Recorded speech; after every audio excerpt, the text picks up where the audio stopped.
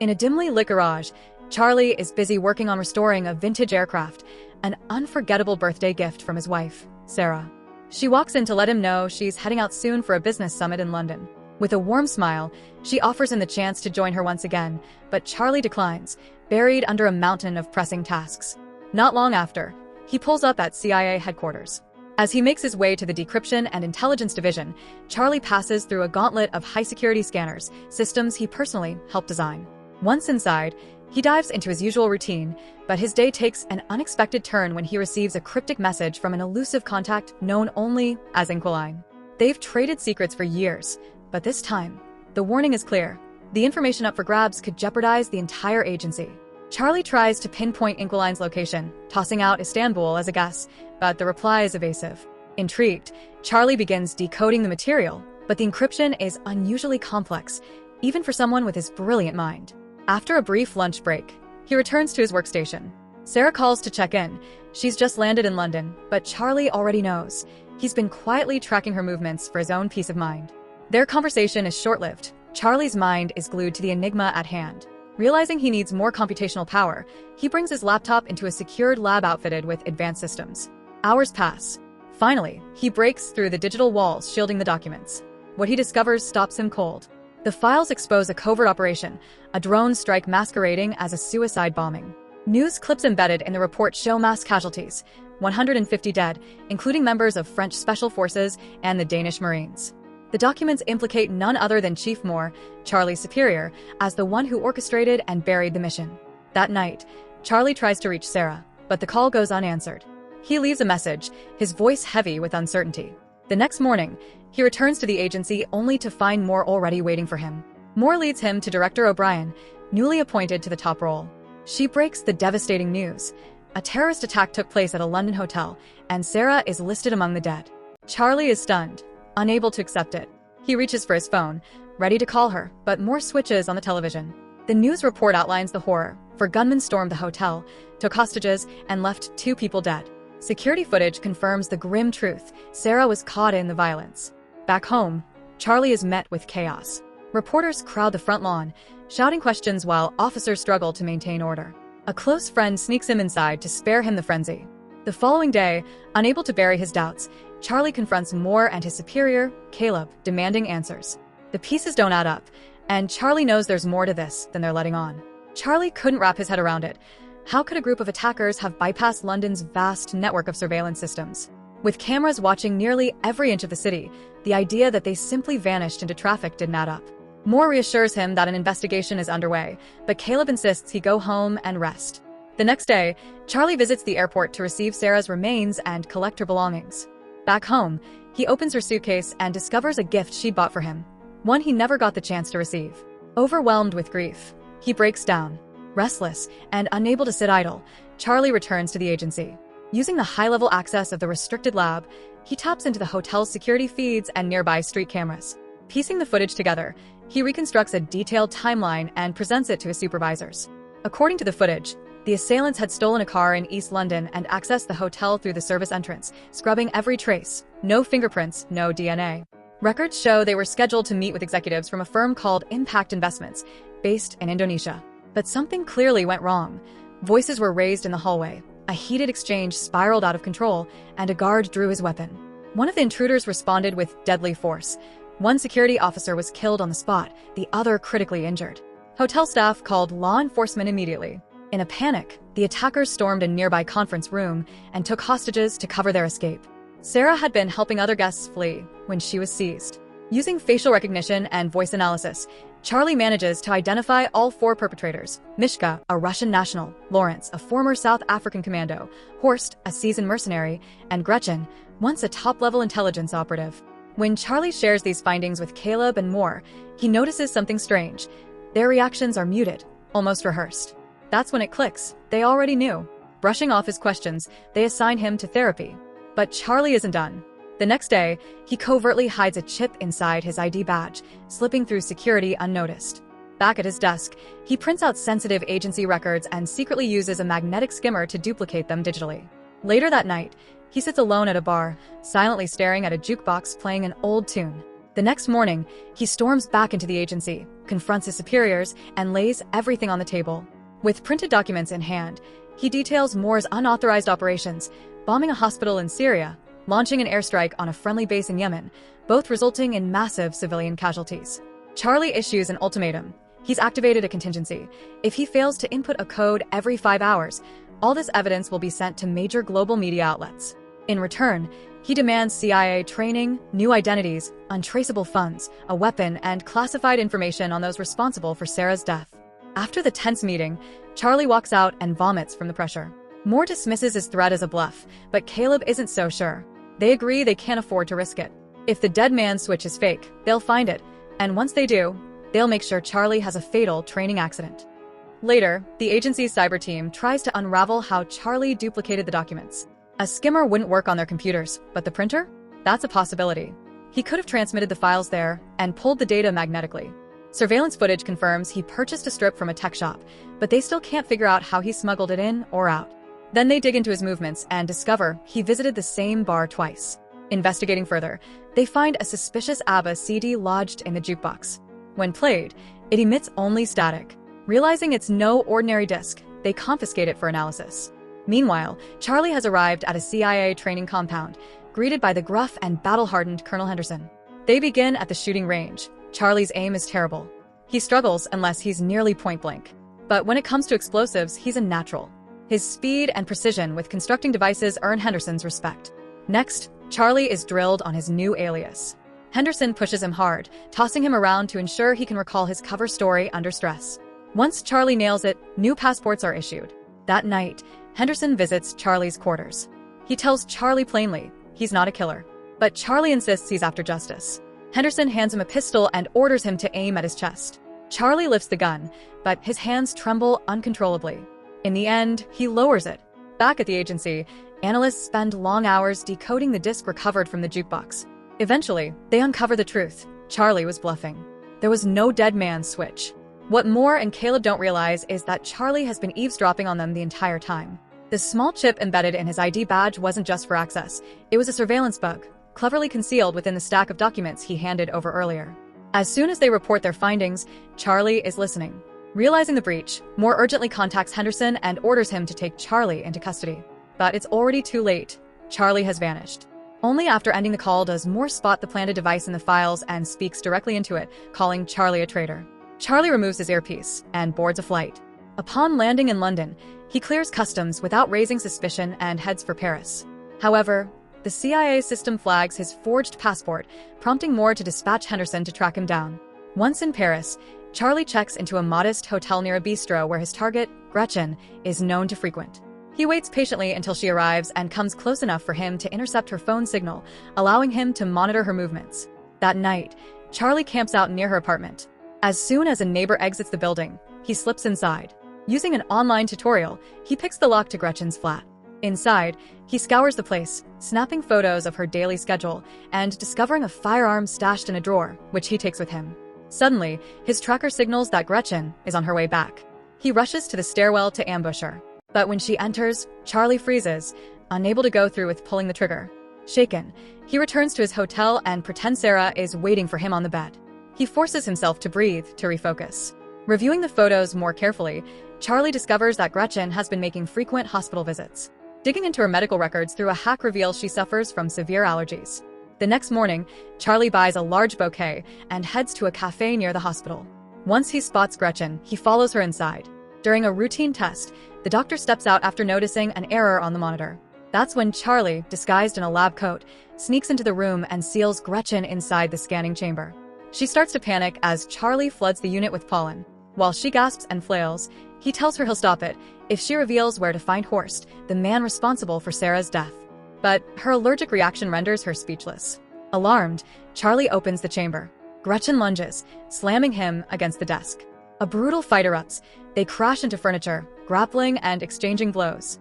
Charlie pulls his weapon, but Gretchen knocks it away, escapes the room, and bolts down the hallway.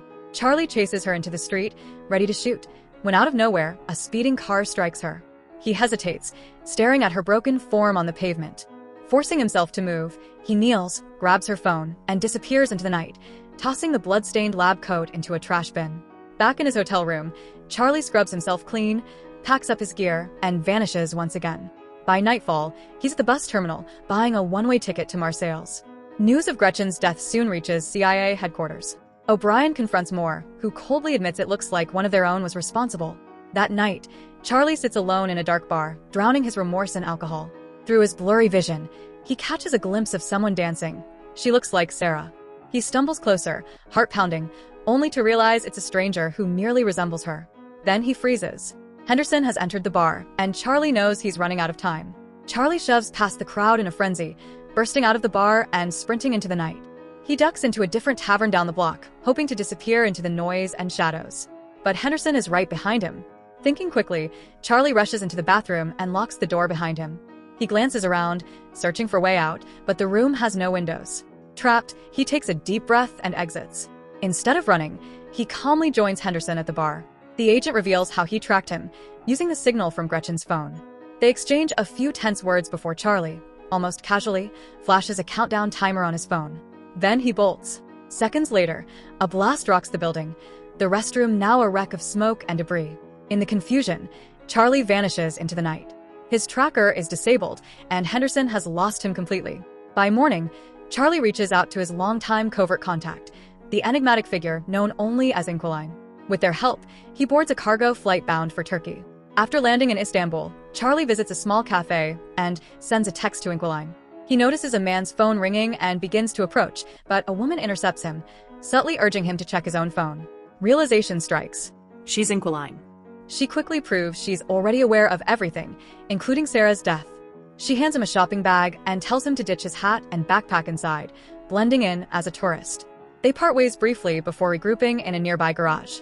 Inqueline then drives him to a safe house she's been using. During the ride, she shares her past. She took up hacking 6 years earlier after her husband, a CIA informant working inside Russian intelligence, was mysteriously killed. Official reports claimed he fell from a window. He was the original Inqueline, and everything she knows he taught her. She admits this house is the longest she's ever stayed in one place. If the Russians ever come knocking, she plans to take her own life before being captured. Turning to the case, they begin piecing together the structure of the mercenary network. Horst is the coordinator, hiring contract killers for more. Lawrence deals in weapons and could be lured with the right setup. Inqueline offers to impersonate an arms trader to contact him. Then there's Mishka, always on the move and posting selfies wherever he goes. While studying one of Mishka's recent posts, they spot a woman in the background. Running facial recognition leads them to her social media page. She's in Spain. That's where they'll head next. Meanwhile, back at Langley, Caleb instructs his team to monitor the mercenaries closely. Charlie might come for them. O'Brien confronts Moore and demands an end to his unsanctioned covert operations. Moore brushes her off, saying she's just repeating what her predecessor told him, and gives her the same empty reassurance, his full support. Later, as O'Brien gets into her car, her assistant shows her surveillance of Henderson in Spain. It's clear now, Moore sent him without telling her. She quietly dispatches one of her own agents to tail Henderson. Meanwhile, in Madrid, Charlie and Inqueline use hotel surveillance feeds to locate Mishka. Charlie checks into the same hotel, observing Mishka's routine. He likes to swim in a rooftop pool that bridges 2 buildings.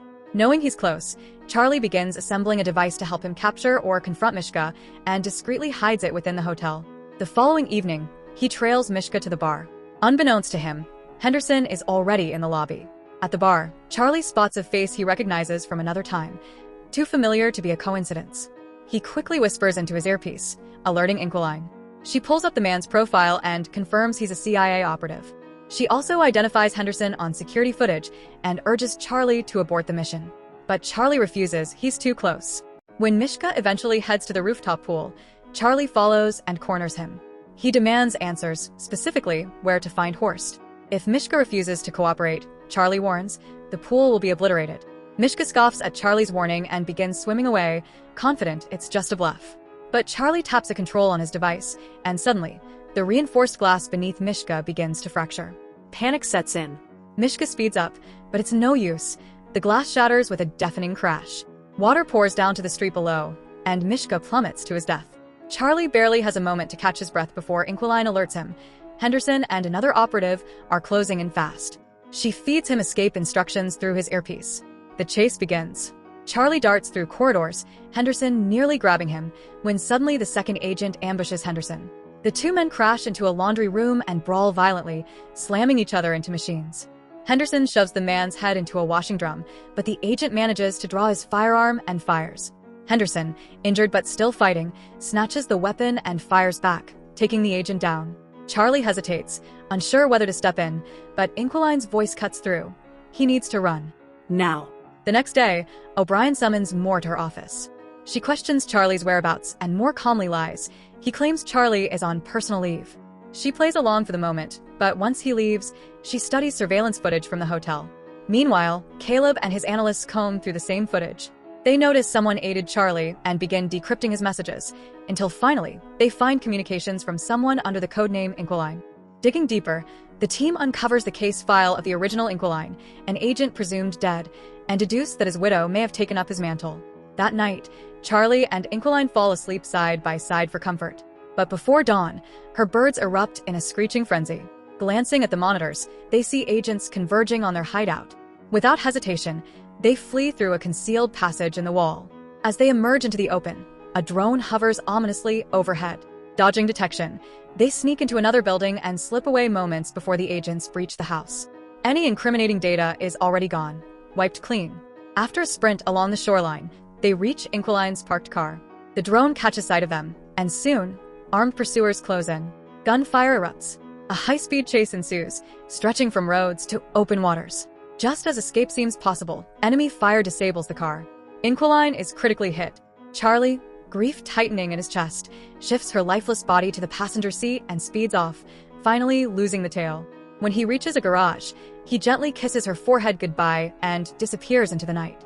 The next morning, Charlie contacts Lawrence, posing as a weapons supplier to set up a meet. He picks up fresh gear and hops a flight to Romania. In a crumbling structure, he films himself and inserts the footage into a Berlin security feed, tricking the CIA into thinking he's moved north. When Lawrence arrives for their meeting, he finds only a ringing phone placed beside a mysterious box. Charlie's voice instructs him to open it. Inside, explosives and a photo of Sarah. Charlie steps out from the shadows, demanding Horst's location in exchange for deactivating the bombs. Cornered, Lawrence confesses. Horst operates in Russian territorial waters and receives goods at a port on the Baltic coast. He communicates using coded messages relayed by his men. Tossing his phone to the floor, Lawrence pleads. Charlie retrieves the phone and turns to leave. Moments later, the building erupts. Lawrence is gone. Word of his death reaches the CIA, along with the realization that their surveillance was faked. Days later, in a Russian hotel, Charlie daydreams of Sarah beside him. He opens her final gift, a puzzle box. Solving it with ease, he uncovers a tender message from her. The next morning, he heads to the seaport. A vehicle catches his eye. He transmits a code and watches as a nearby man checks his phone. Horst contact. Charlie trails him discreetly, photographing the man's boat. Later, back at his hotel, he tracks the vessel's registry and maps out possible sea routes Horst might use.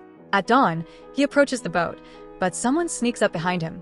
A blow to the head knocks him out cold. Sarah's puzzle tumbles from his grasp. Charlie awakens aboard a luxury yacht, face to face with Horst. The crime boss reveals he found the explosives Charlie had planted and mocks him for only taking lives indirectly. He tosses Charlie a gun, daring him to kill.